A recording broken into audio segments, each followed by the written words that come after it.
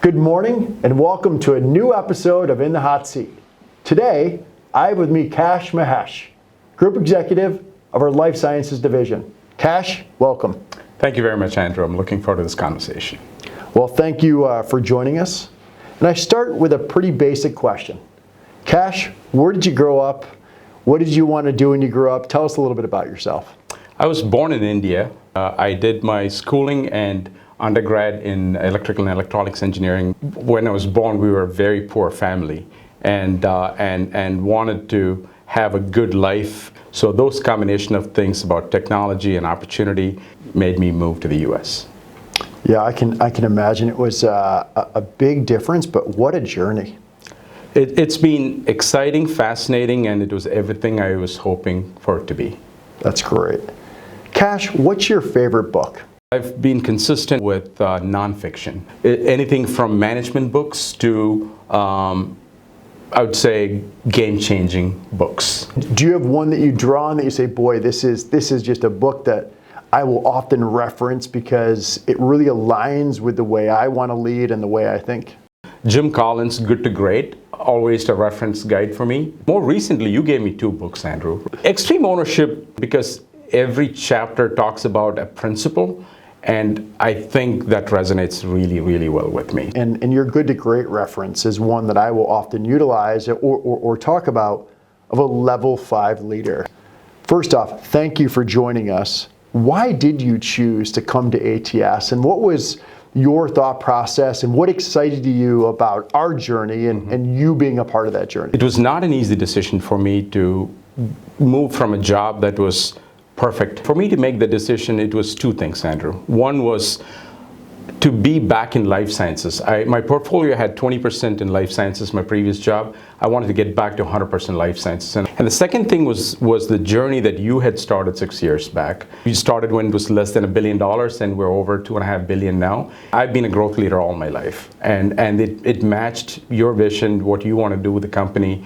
And so the combination of life sciences and that growth journey I want to be part of. More personally, I'll say, it felt like this was my calling when I had one family member who had cancer, and then there were 3 additional members, close family, that had diagnosed cancer, and that made it. And when I talked to you, I thought, this is it. So those were the reasons. Thank you for sharing the personal aspect. We were very intentional with our purpose statement around what we do matters, and it's really around we bring things to life that really impact the greater good. And when you think about our organization today, whether it's life sciences, the electrification of vehicles, nuclear, we really enable many different areas. And so your division's a big part of that, and we're very happy that you joined us.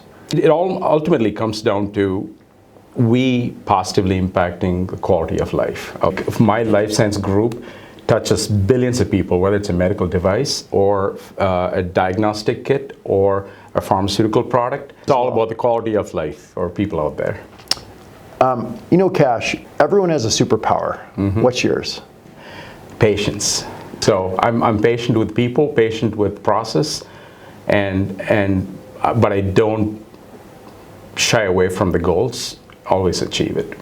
Excellent. We are leaders. We're constantly looking to develop our people and really build the future leaders of tomorrow. What's some of the advice that you give to young leaders in their career? Some of the things that we align around that our core values. What are some of the things that you like to discuss with future leaders? I'd say 2 things comes to my mind. One is it's about people. Really, don't try to push the way you work to your people. Understand, listen to your people, and understand how they work and what motivates them, and change your style according to the needs. Just like you would do with your customer. You're trying to meet the needs of the customer. Same thing with your people. The second thing I would say is have a clear focus. So people and focus are my 2 things. That's great. Thank you for sharing that. Let me ask you, what excites you most about the future? From a life science point of view, it's an exciting time.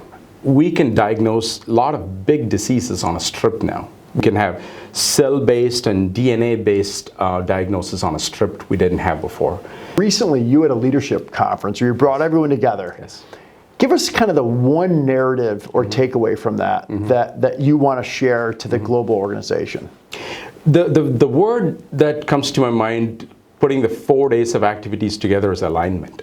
People believe in the growth happening in our markets. So it's individual leaders believing what they can do and aligning towards this common goal. Kash, we've been on this ABM journey, continuous improvement, always looking to make tomorrow better than today. Tell us a little bit about your view of the ABM in the life sciences group, and where are you in your journey? What are the areas that we're going to focus on, and where do we take it next?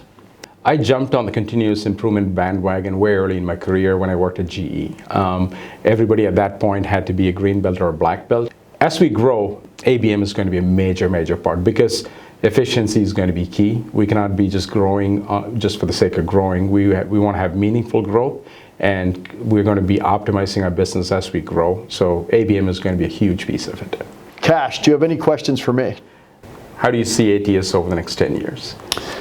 You know, I go back to my first month on the job, and I was asked this exact question around a 10-year journey, and what do we want it to be known as? And my answer wouldn't change, which is our alignment to building a great company with great people and to do it the right way. It's really about the people and the people we have that are engaged in the work we do, driving process that's formal and disciplined, and ultimately performance, and really continuing to set that bar and execute. I get excited about our future. I get excited about where we are in our journey. While we've made great progress, we still have many more things to go on. Thank you for joining me on this episode. I look forward to many more. Have a great day.